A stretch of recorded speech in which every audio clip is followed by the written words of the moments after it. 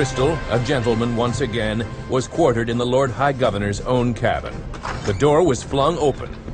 Ricardo stooped and entered. Standing erect again, he fixed a colorless eye upon Jim.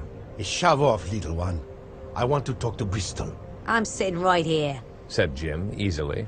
The lad's all right, said Bristol. He'll be carrying tales to Bryce if you don't watch yourself, Mr. Bristol. Oh, I don't think so. Bristol swung his legs and continued to look through the stern ports. The buckles on his sea boots flashed as a ray of sunlight struck them. After a moment, Ricardo. What's under your hatch? Ricardo studied Jim and then shrugged. What's the matter with having him hear it? He won't ever see Bryce again anyhow. Jim's eyes grew suddenly big. Bristol did not move. Meaning what?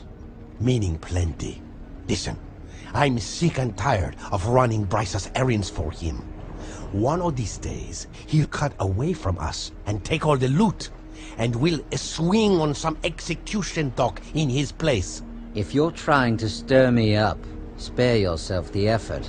I'm most terribly satisfied with my lot. That's because you don't know any better, matey.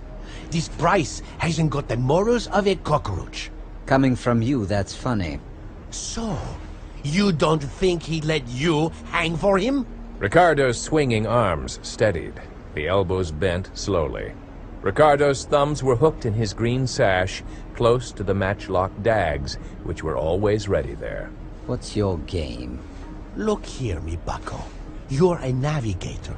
You can take us any place on the seas. We've got a man-of-war with 70 guns, and we can lick anything that floats. We've got the goods and florins taken from that last Dutchman. I say, let's get out from under and strike out on our own account. The men will all go with me. I've spoken to them about it. They don't owe nothing to Bryce. Well, I owe something to Bryce. Think that over. Jim was sitting up straight, white hands gripping the arms of the chair, eyes on Bristol. Ricardo growled a word as bitter as acid. I'm afraid that I don't take that from anyone. No? Well, my bucko, you'll take it from Ricardo, and like it. A pistol whipped from the green sash. Before Bristol could gather himself, Jim's small boot lashed out and cracked against Ricardo's knuckles. Ricardo bellowed with rage. His open hand swooped down. The palm cracked loudly against Jim's cheek.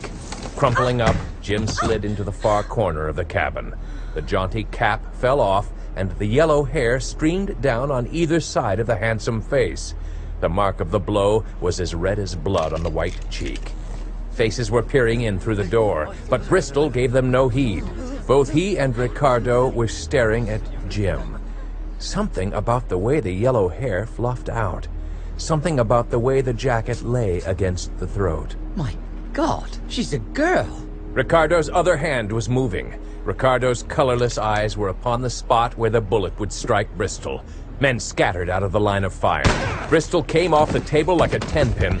He struck the floor and rolled over. Ricardo's face was wreathed in the smoke which eddied up from Bristol's gun. Ricardo's eyes went suddenly wide. Bristol was instantly on his feet. The harsh twang of his rapier, leaping from its scabbard, came almost as an echo to the shot. He lunged. Ricardo parried the blow with his bare hand, and the blade went red. Ricardo's cutlass came out and slashed wildly before him. Bristol did not think of the niceties of swordplay, nor did he try to avoid Ricardo's rush. His right boot came off the planking, his body swept forward, the boot stamping back. His rapier flickered an instant, and then the flicker died deep in the chest of Ricardo. Ricardo's mouth flecked red with froth. He clawed at the blade. Bristol pulled it out. Folding up a little at a time, Ricardo slumped into a dirty pile on the carpet. Bristol did not look up when the quartermaster spoke. "Surrender your weapons," said the quartermaster. "You are under arrest of the council." Bristol tossed pistols and rapier listlessly to the floor.